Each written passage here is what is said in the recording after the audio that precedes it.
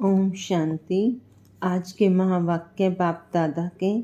मीठे बच्चे, जैसे बाप और दादा दोनों ही निरहंकारी हैं, निष्काम सेवा करते, अपने लिए कोई लोभ नहीं है, ऐसे तुम बच्चे भी बाप समान बनो। बाबा ने पूछा, गरीब निवाज बाप गरीब बच्चों की तकदीर किस आधार पर ऊंच बनाते हैं? बाबा ने कहा, बाबा कहते बच्चे घर में रहते सब कुछ संभालते, सदा बुद्धि से यही समझो कि यह सब कुछ बाबा का है। ट्रस्टी होकर रहो तो तकदीर ऊंची बन जाएगी। इसमें बहुत सच्चाई चाहिए। पूरा निश्चय हो तो जैसे यज्ञ से पालना होती रहेगी। घर में ट्रस्टी हो, शिव बाबा के भंडारे से खाते हैं, बाबा को सब सच बतलाना पड़े। ओम शांति।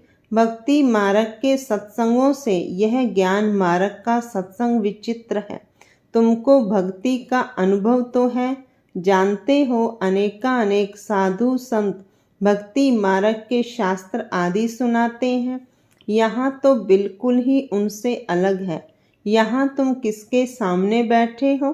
डबल बाप और माँ। वहाँ तो ऐसे नहीं है। तुम जानते हो यहाँ बेहद का बाप भी है, मम्मा भी है, छोटी मम्मा भी है। इतने सब संबंध हो जाते हैं। वहाँ तो ऐसा कोई संबंध नहीं, ना कोई वह फॉलोअर्स ही है। वो तो है निर्वृत्ति मार्ग। उनका धर्म ही अलग है, तुम्हारा धर्म ही अलग है। रात दिन का फर्क है, यह भी तुम जानते हो।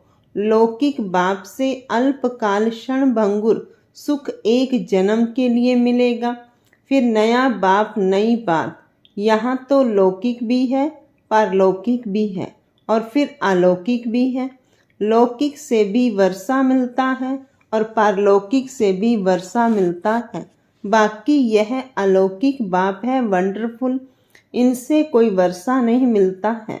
हाँ, इनके द्वारा शिव बाबा वर्षा देते हैं, इसलिए उस पारलौकिक बाप को बहुत याद करते हैं, लौकिक को भी याद करते हैं।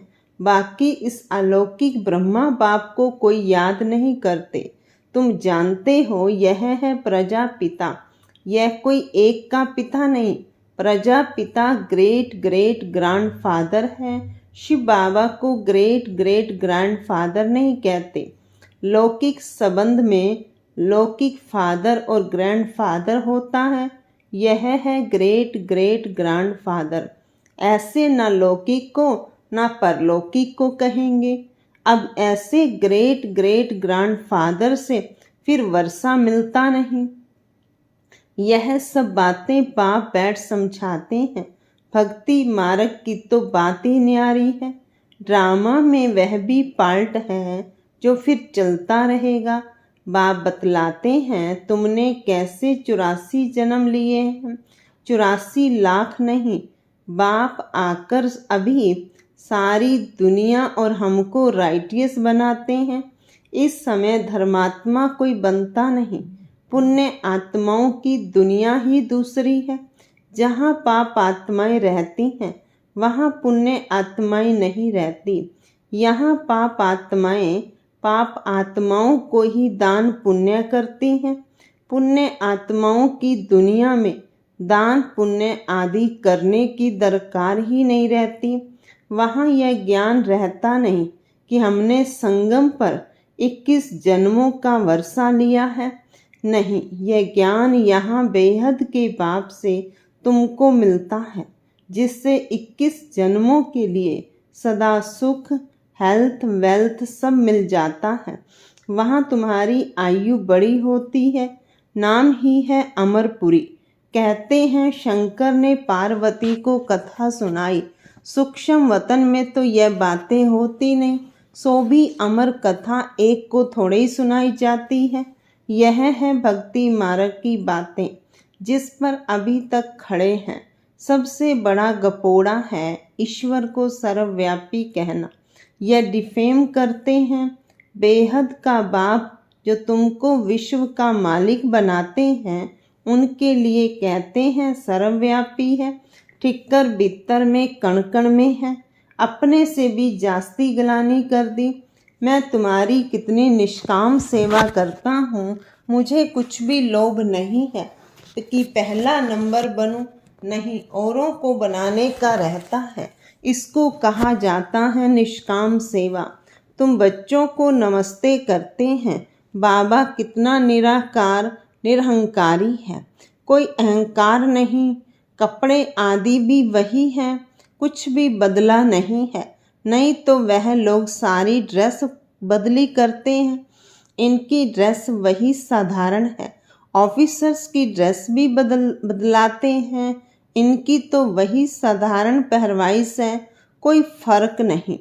बाप भी कहते हैं मैं साधारण तन लेता हूँ, वह भी कौन सा, जो खुद ही अपने जन्मों को नहीं जानता कि हम कितने पुनर्जन्म लेते हैं।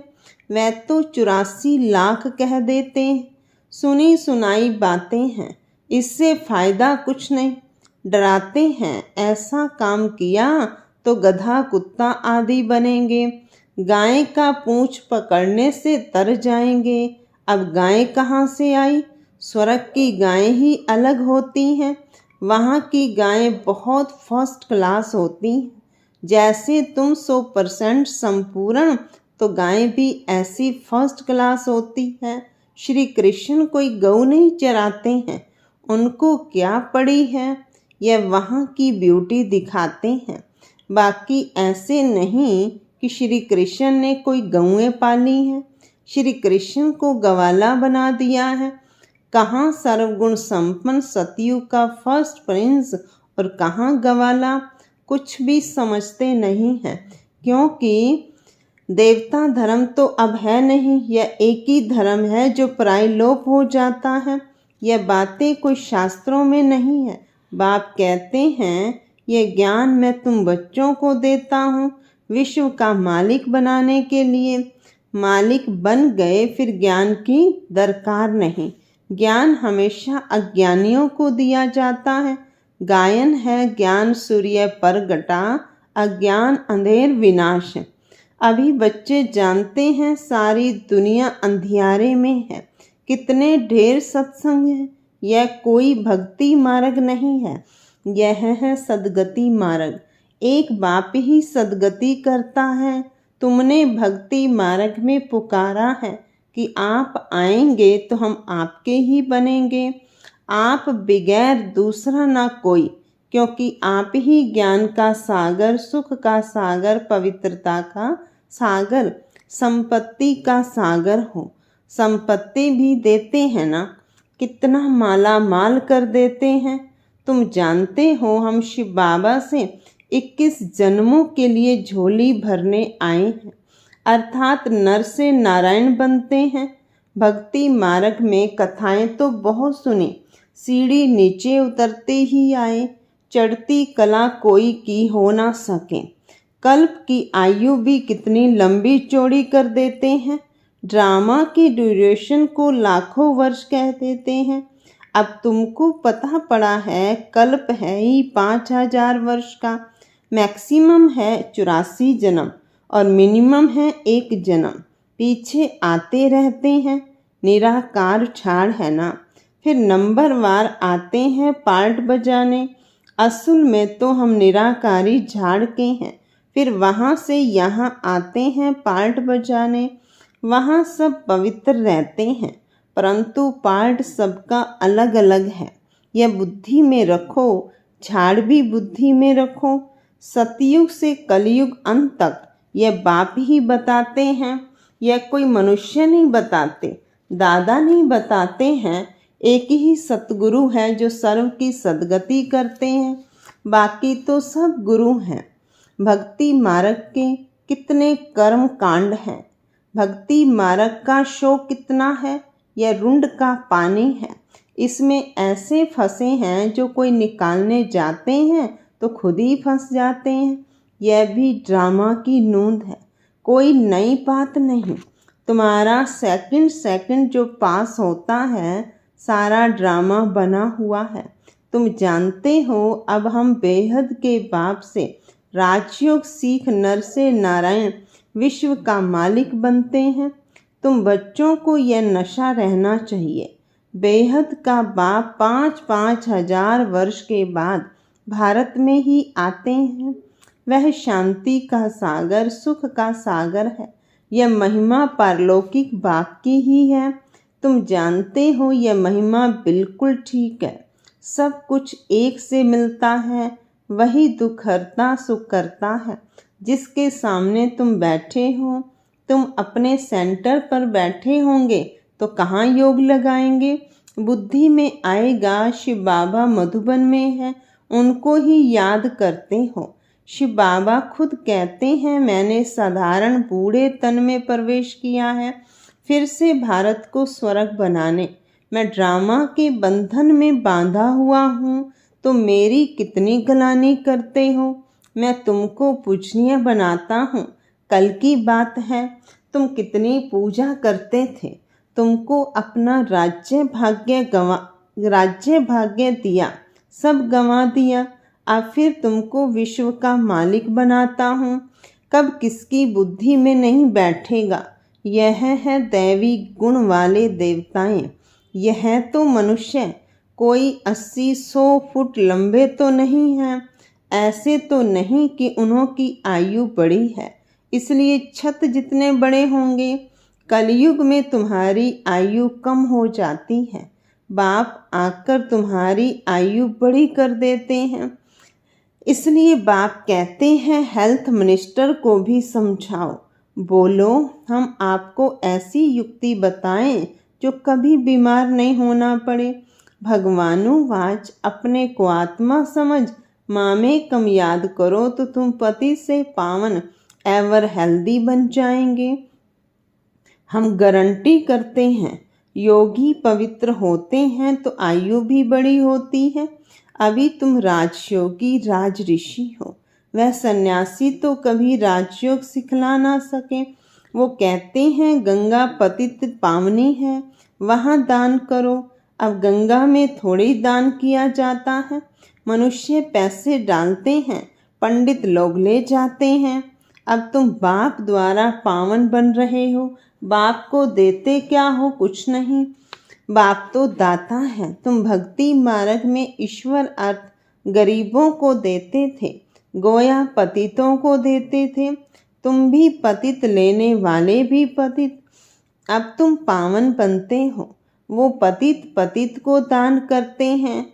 कुमारी जो पहले पवित्र है उसे भी दान देते हैं, माथा टेकते हैं, खिलाते हैं, दक्षिणा भी देते हैं। शादी के बाद बर्बादी हो जाती है। ड्रामा में नूंद है, फिर भी ऐसा रिपीट होगा। भक्ति मार्ग का भी पार्ट हुआ, सतयुग का भी समाचार बाप बताते हैं। अब तुम बच्चों को समझ मिली है, पहले बेसमझ थे। शास्त्रों में तो है भक्ति मार्ग की बातें, उनसे मेरे को कोई पाते नहीं। मैं जब आता हूँ तभी आकर सदगति करता हूँ सभी की, और मैं एक ही बार आकर पुराने को नया बनाता हूँ। मैं गरीब निवाज हूँ, गरीबों को साहूकार बनाता हूँ। गरीब तो झंड बाबा का बन जाते हैं, कहते हैं बाबा हम भी आपके हैं, यह सब कुछ आपका है। बाप कहते हैं ट्रस्टी होकर रहो, बुद्धि से समझो यह हमारा नहीं है, बाप का है। इसमें बड़े सियाने बच्चे चाहिए। फिर तुम घर में भोजन बनाकर खाते हो, गोया यज्ञ से खाते हो, क्योंकि तुम भी यज्ञ के हुए।